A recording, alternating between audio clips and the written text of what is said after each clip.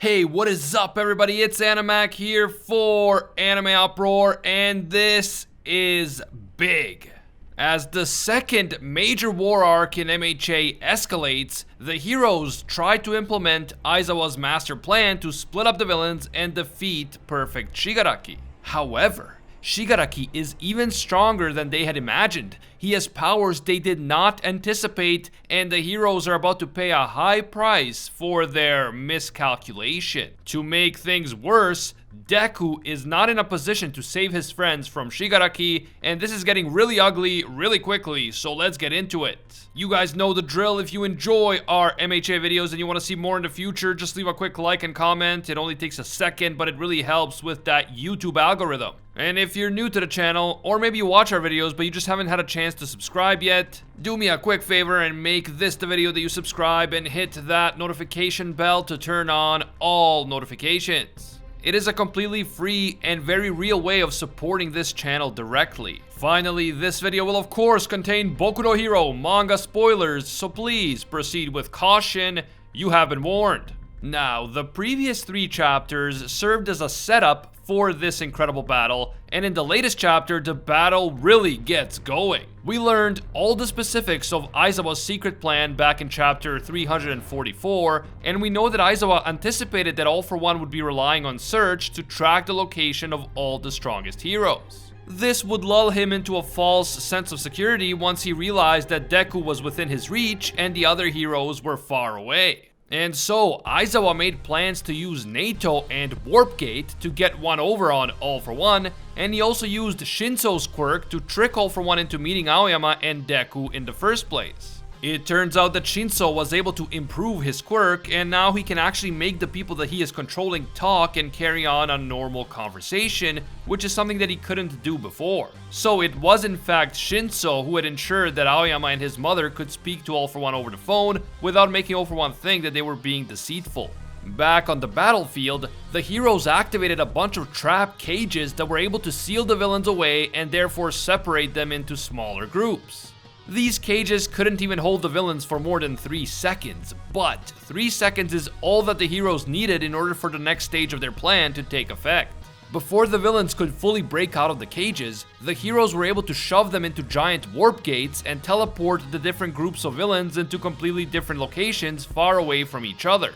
This separating of the villains was a key component of Aizawa's plan from the start. And I can't stress enough what a Chad Nato Monoma has become and how important he is now to the entire plan. And he only gets more important as the battle unfolds, but more on that later. Everything goes according to plan at first, except for one major hiccup. Deku doesn't end up where he's supposed to be because he is pulled into one of the other warp gates against his will by the relentless yandere Himiko Toga. So Deku ends up at the same location as Ochako, Tsuyu, and Gang Orca, and there they are facing off against Toga, several Nomu, and other villains. Ochako and the others are shocked that Deku is here because he was supposed to be at the same location as Shigaraki. And Deku is shocked too because his danger sense did not warn him that Toga was about to pull him into a portal. Because of that, he didn't anticipate this happening, and so he ended up here.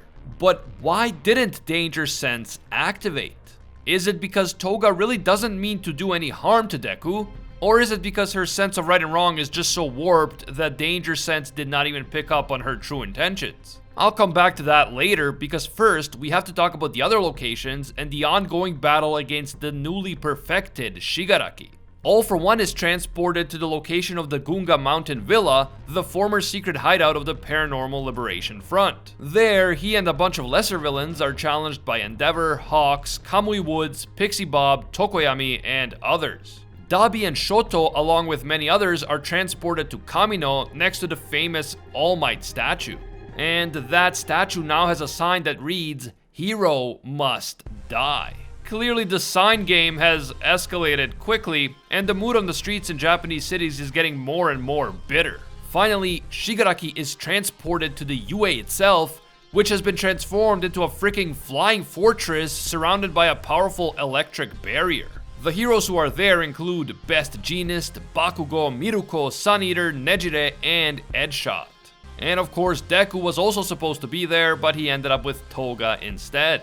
And think about it, if they were willing to risk Deku and Shigaraki being in the same place, even though Shigaraki is determined to steal One for All, then that means that the plan really needed Deku to succeed.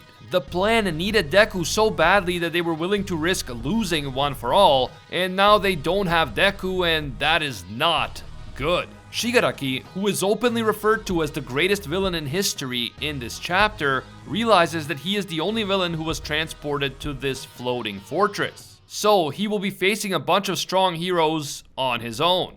On top of that, he is unable to escape the fortress because it is surrounded by a powerful electromagnetic barrier. And he can't just destroy everything to get out because of the UA's security system, which, as you will recall, has separated the ground into different layers, meaning that Shigaraki cannot disintegrate them all at once. That is when Best Jeanist makes his move and becomes the first hero to engage Shigaraki in battle.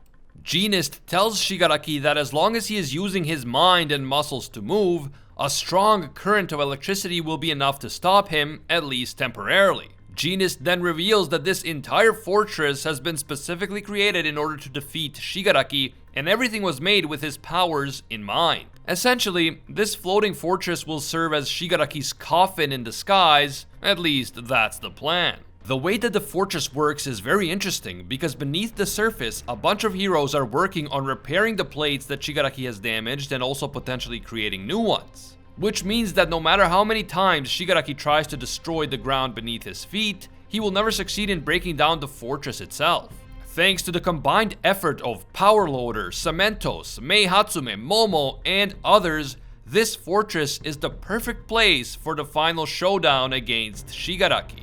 The heroes used what they learned about Awakened Shigaraki from the two fights that they saw him fighting in, including the Battle of Jakku and the showdown against Stars and Stripes. And so they put all of that knowledge to work in order to create this customized battlefield. Mei Hatsume played a crucial role in all of it. She was able to further improve Principal Nezu's new security system, and she is largely responsible for creating this flying fortress. The massive electromagnetic barrier that the fortress is using is being powered by multiple heroes who can generate electricity with their quirk. This includes Kaminari, Manga from Class 1B, and others. This truly is a massive team effort, and it really feels like Shigaraki is going to be fighting not only a bunch of overpowered heroes, but also the very battlefield itself, because this battlefield was specifically designed to defeat him.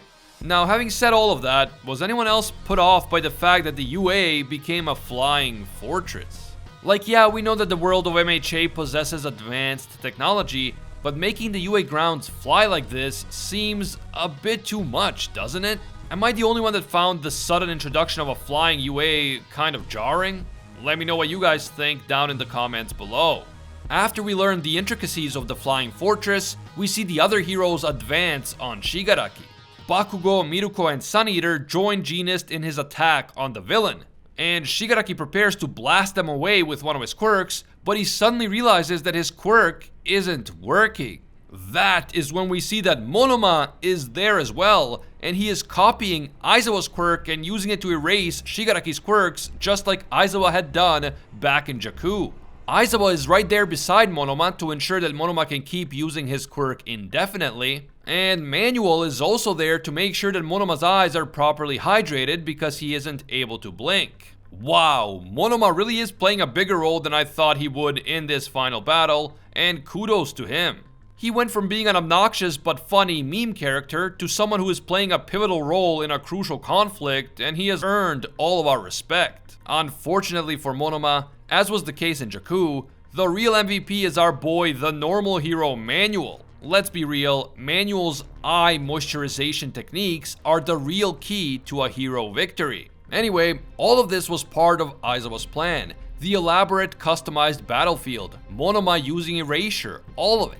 But Deku being here was also part of Aizawa's plan, and the fact that he isn't here could destroy everything. As the heroes prepare to attack a now presumably quirkless Shigaraki, they suddenly realize that something isn't right. Shigaraki's hand begins to morph as if a bunch of other hands and fingers are growing on top of it. And Miruko and Bakugo are surprised to see this. They don't remember seeing this specific attack ever before.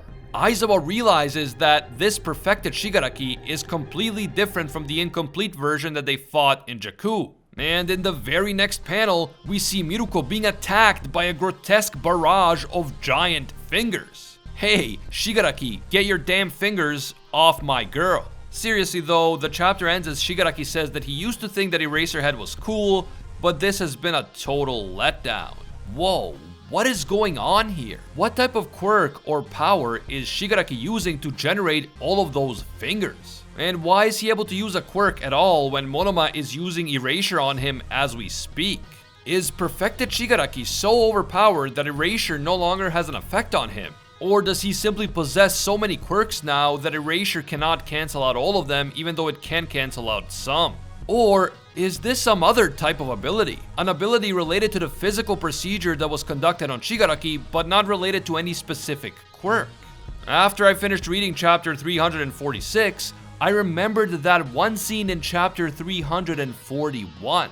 It was a scene that I didn't pay too much attention to back when the chapter came out because I was focused on other things that happened in that same chapter. But do you remember when Spinner went to check up on Shigaraki as he was recovering from that fight with Stars and Stripes? As Spinner arrived to the place where Shigaraki had been recovering, for a brief moment he saw some sort of strange, monstrous mutation that was just like a mass of fingers growing one on top of the other. The whole thing was absolutely gross, but then in the next moment Shigaraki looked like he was back to normal, although his left hand still seemed kind of blobby and weird. Spinner was super worried about Shigaraki when he saw this, but All For One assured him that everything was on track and that Shigaraki is recovering according to plan.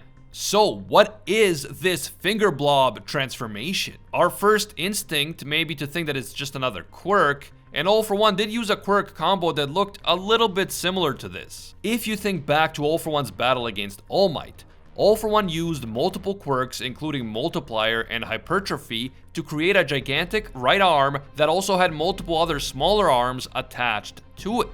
But this was not exactly the same as Shigaraki's finger blob form, so it's possible that this thing isn't a quirk at all. It's possible that the finger blob transformation is the result of Shigaraki's experimental procedure, and since it isn't technically a quirk, it wouldn't be affected by Erasure. But whether this is a non-quirk ability or whether this is some sort of special quirk that is resistant to Erasure, one thing is clear: the heroes effed up big time. Despite all of their preparations, the heroes still did not have a full grasp over just how strong Shigaraki is. Aizawa was openly shocked by how much stronger this version of Shigaraki is from the incomplete one that they faced in Jakku.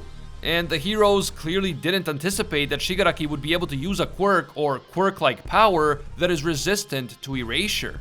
On top of that, the fact that Deku isn't with them means that the heroes are weaker than they thought they would be, and that could spell disaster for this entire plan. Shigaraki might seriously kill a bunch of heroes in this fight. This is no joke, and this could go horribly wrong very quickly. Speaking of which, I will absolutely snap if something happens to my girl Miruko again. She literally just recovered from a major injury, and now she looks like she's going to be in serious danger again as Shigaraki's grotesque fingers engulf her. Oh, and if you're waiting for me to make that joke, I see you, but I can't because it's YouTube.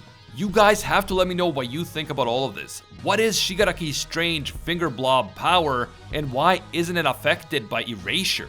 Also, why did Toga abduct Deku, and why didn't this trigger his danger sense? Is Toga going to try to make peace with Deku? Is she going to try to trick him? Is she just so crazy that she doesn't even know what she's going to do in the end? Finally, what will happen next? Will some of the heroes end up paying the ultimate price for underestimating Shigaraki? Don't forget to leave your feedback down in the comments below. If you enjoyed this video and you want to see more MHA content in the future, do me a favor and just leave a quick like and comment. It only takes a second, but it helps a lot. And of course, subscribing to the channel and hitting that notification bell is also a hugely important way of directly supporting the channel, and it's completely free. You can also hit me up on Twitter and Instagram at AnimeUproar. I want to give a big thank you to all of our Anime Uproar patrons for making videos like this one possible. Special thank you to Kyle Salisbury. This man is an absolute mad lad and a disciple of Lord Twigo himself. And I can't forget all of our The One tier patrons, the ones who rise above all other clans, including Alpha Sigma, Ingrata, Aljatal, Pate Hefa, the Red-Haired Fox, Hinokami and Water, the Toasted Chi, Corey McGowan, Spidey Leftinel, Tungsten Tarkus, Big Buddhist, and Jeremy Cummings. Finally, thank you also to our Pro Hero tier patrons, including the one and only Gilgamesh, Steelers, Angel Cruz, Alicia Octor, Bonnie Parks, Joanne Garcia, Fatboy Games, Kaido Might Be a Duck, Jessica Rabbit, Jeremy Phillips, and Olivania. If you enjoy our videos and you feel that they provide value for you, consider supporting us on Patreon. Even a single dollar will give you access to our patron exclusive Discord, and your name will appear in our videos, along with these amazing people. As always, thank you guys so much for watching, and until next time, see ya, Space Cowboys.